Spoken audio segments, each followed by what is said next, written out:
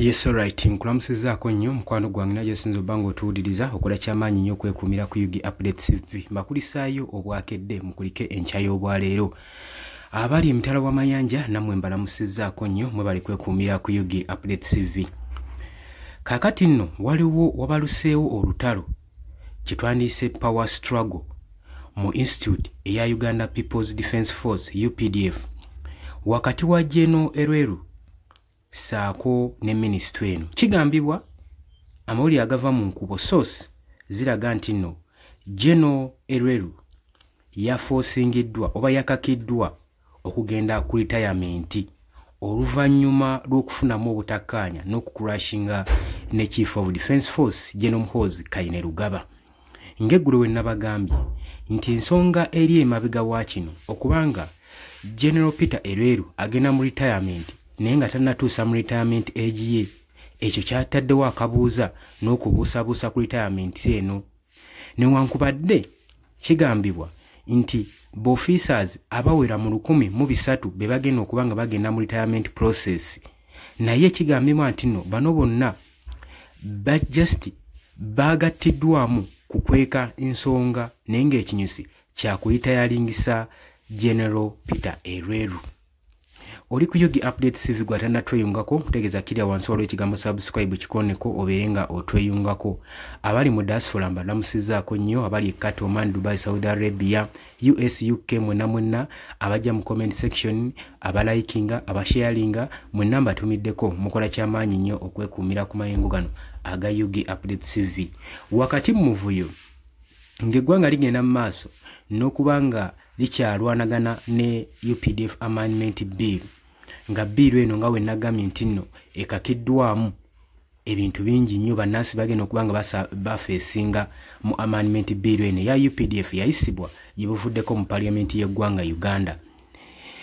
Oluvannyuma lwa Peter Elweru okufuna obutakkaanya ebbanga eryayita emabega, kigambibwa nti kino kyakeekebwa bukwekebwa yali aforcingiddwa ku budde obwa retiringe, wabula nga senior officer yali tayinza ku retiringa waatyo, bali balina okunoonya processing eno okusobola okulaba nga bakweka ensonga y'okuforcinga General Peter Elweru okubanga agenda mu retirement. Ekisinga okwebuuzibwa n'ekisinga okubuusabuusibwa ku retirement ye nti tannatuuka mu retirement age ate nga tewali nsonga lwaki officer ng'ono abadde asobola okubanga alina kyagattako okumodernizinga ejje erya UPDF agenda maaso ne retirement. Senior officer okuva mu Uganda People's Defence Force amaze okubanga completinga ng'amaliriza retirement documents. Documentation zonna azimaze okusinziira ku biyitangana mu office. Retirement date schedule yamaze dde okuwandiikibwa eya January nga 31 omwaka guno gwennyini gwe tulimu 2025. Ku bano 1,300 abagenda okubanga baritayalinga mwe muli abakulembedde Lieutenant General Peter Elweru, ono ng'amanyikiddwa nnyo prominent figure, era gye buvuddeko yalipootingibwa ng'agenda mu maaso n'okubanga agamba nti agenda kubanga alitayalinga. Ng'ogyeko kubanga tannatuusa mu myaka gya kulitayalinga muli mugo guno gw'abadde aweereza eggwanga. Peter Elweru retirement ye edrawinzewo tension wakati wa General Muhoozi Kainerugaba ne President Yoweri Kaguta Museveni saako ne mutabani wa General Yoweri Kaguta Museveni. Jjukira nti ono CDF mulamba, Chief of Defence Force, era obuyinza asobola okubeera nabo okuforcinga General Peter Elweru okugenda mu retirement. Jjukira nti eno ebeera order, ate omujaasi yenna mukama we nga mukomandinzi tasobola kubanga ajeemera order. Agenda mu maaso n'okubanga alikulira obuyinza bw'abadde asaavinga. Ng'ogyeko nti abadde presidential advisor, kigambibwa ku trip eyakolebwa mu Rwanda. Trip eno yakolebwa mu Rwanda yasuggestinga Elweru bwe yafunira orders okuva ewa General Muhoozi Kainerugaba so si weegamba nga General Yoweri Kaguta Museveni agenze mu trip eya Rwanda. Muhoozi Kainerugaba ya taking advantage eno okuforcinga General Peter Elweru okusobola okulaba nga agenda mu retirement. Kino nno kidrowinzeewo tension era ne kiraisinga serious concern eri amagye ga Uganda saako n'obukulembeze engeri gye bagenda okukolamu structure ey'obukulembeze mu UPDF amendment bill eno. Okusinziira ku source,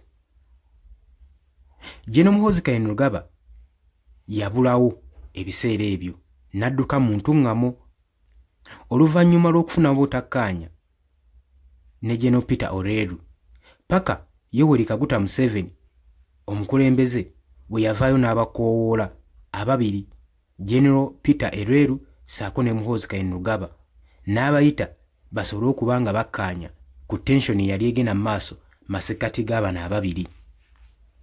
Mu meeting gye baalimu bagenerals bano ababiri bagenda mu maaso n'okusinkana era n'okwogeramu nga bawanda muliro nga buli omu awandirira munno omuliro, nga Muhoozi Kainerugaba alumiriza Elweru olw'okuba nga yeenyigira mu bikolwa eby'okugyako Mwami Yoweri Kaguta Museveni ng'agamba nti ono yamulyamu olukwe emabega era ng'ali ku nteekateeka zisuula Mwami Yoweri Kaguta Museveni. General Muhoozi agenda mu maaso n'okuba nga alumiriza Peter Elweru era ng'amuyita brainless buffalo. Iyo statement tugijjukira bulungi nnyo ku mukutu ogwa Twitter. Ebitannaziirwa nnyo newankubadde ku Elweru oba ya resistinga eri General Muhoozi Kainerugaba manti waliwo order eyali evudde wa General Muhoozi Kainerugaba General Peter Elweru gy'atakkaanya nayo era n'aresistinga ku plan eyali egenda maaso. Naye ye General Peter Elweru agenda maaso n'okwegaana ensonga zino ng'agamba nti nno naamusibako matu ga mbuzi muli isango. Newankubadde ka group ka retirement kalimu officers abawera mu 1300 abagenda maaso n'okukola retirement process mu Uganda People's Defence Force kweno exercise ejja eya retirement. Naye bino byonna byakusiba katambaala mu maaso kusobola nga bayisaawo ekigendererwa eky'okuretiringa General Peter Elweru. Kakati nno documentation process eno egenda mu maaso bagamba eri part of formal demoralization effort era ng'agamba retirement sezisinga za routine.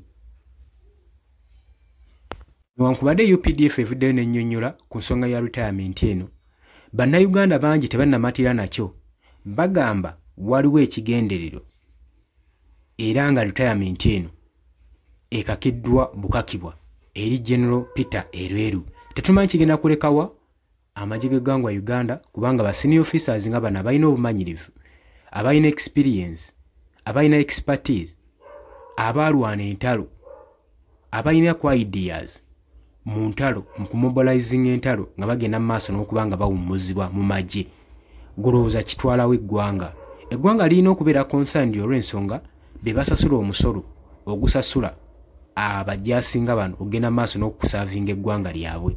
Era singa mujje lino erya UPDF mulabikamu obutakkaanya ne mufunamu weakness, kitegeeza eggwanga libeera mu matigga nga Uganda kubanga eggwanga ewatali security libeera ku bunkenke.